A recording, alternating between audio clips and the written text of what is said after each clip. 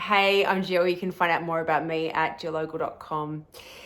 So today I want to talk to you about spiritual bypassing. And this video is super, super important to me right now because I'm severing ties with a community that I used to be super, super involved with. I used to work for a meditation teacher, and the spiritual bypassing in that community is so rampant, and it's not a judgment. It's really just an observation. And so I've decided to sever ties for many reasons. And but I'm reflecting at the moment on how much spiritual bypassing goes on. And so what is spiritual bypassing?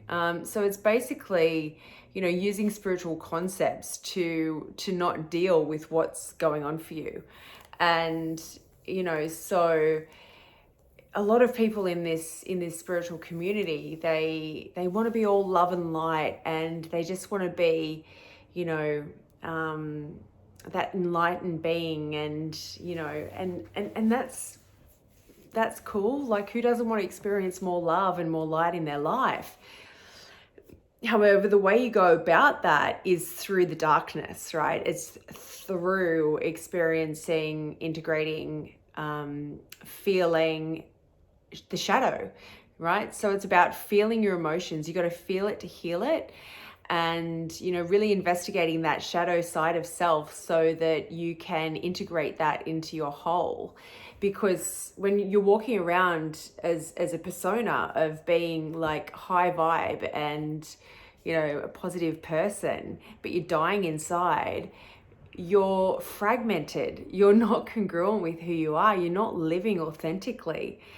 And it's really dangerous, because if you've got all of this pent up anger or pent up, whatever it is going on for you inside of you, then the moment you're triggered, that all comes to the surface, right? And so it can come out as passive aggression. It can come out as like really destructive behavior, violence and all sorts of things. And so we don't want to, spiritualize what we're feeling, right?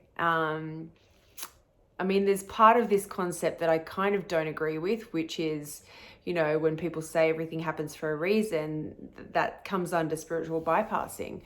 However, I do believe that everything happens for a reason. And why I don't believe that falls under the spiritual bypassing category is if you investigate, right? So, everything happens for a reason. Like, yeah, you could just palm it off as everything happens for a reason, that's why that happened. Or you can go, everything happens for a reason. I create my reality.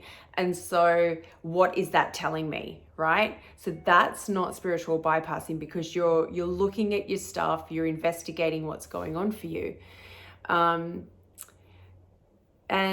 yeah, feeling emotions, like feeling emotions is so super important. And, certain teachers shame people for feeling emotions. We're human beings. We're spiritual beings having this human experience, and we wouldn't come here if we weren't wanting to experience duality, right? We come from oneness. We come here to experience the duality, to experience it all. Our soul doesn't care if we're depressed or angry or, happy or, evil or whatever, right? Our soul just wants to experience. It's our human self that is concerned with that stuff. And, excuse me. So it's all about feeling how you feel fully. Like you look at a child who gets upset and they throw a tantrum and they cry their eyes out, and it's all done with in a matter of minutes. But as we grow up, we learn that it's not okay to be like that. It's not okay to be angry. It's not okay to throw a tantrum. It's not okay to cry. And so we stuff it all down and we hide it, and we hide those parts of ourselves until, like I said, something triggers that and it all comes to the surface. And so if you've heard me talk before, you'll know that I often say triggers are our friends. And why that is because if something happens and that triggers that response in you, just, the anger comes up, if you're not bypassing that, right? If you're not going, "Oh, I'm just going to pretend that I'm all happy and high vibe," like, right? You're fucking angry. You can investigate that and you can look at that and go, okay, well, what's triggered that in me? Where does that come from? And you can start to unpack it. And as you unpack it, you start to heal. And as you start to heal, then you can integrate it. And then that doesn't have to happen anymore, right? The circumstance or the people or whatever it is that happens to trigger that in you, it just kind of goes away because you've healed that part of self. And so, please, take a look at spiritual bypassing and take a look at your life and where you might be bypassing. And, are you pretending to be all happy and positive and high vibe? And, really you're filled with ego and, pain and whatever else is going on for you. Because that's the other thing too, like, you have a mystical experience and all of a sudden, you're important and, really you're just remembering where you came from.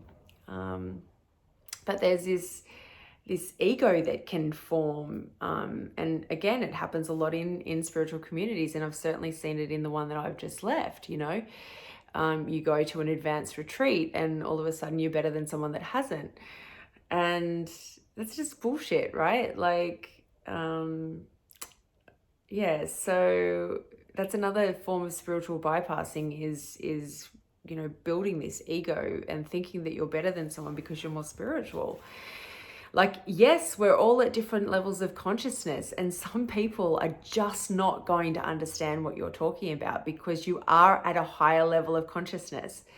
And I'll say it time and time again, that does not mean that you are better than anyone. It just means that you've seen more shit and you understand more of the truth than what they do, right?